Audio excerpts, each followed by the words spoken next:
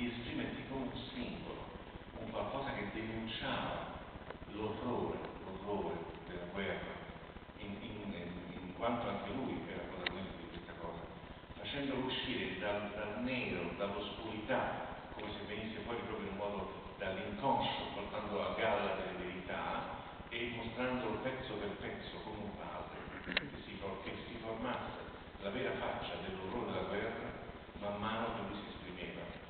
L'ho fatto per istinto.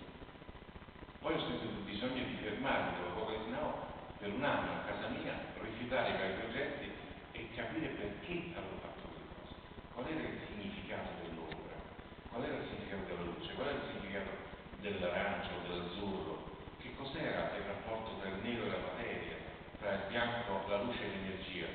Questo soltanto quando mi sono messo volontariamente a tornare studente e ho iniziato solo dopo un anno di ricerche individuali e personali che mi erano state non date dalla scuola, perché purtroppo le varie scuole professionali che noi facciamo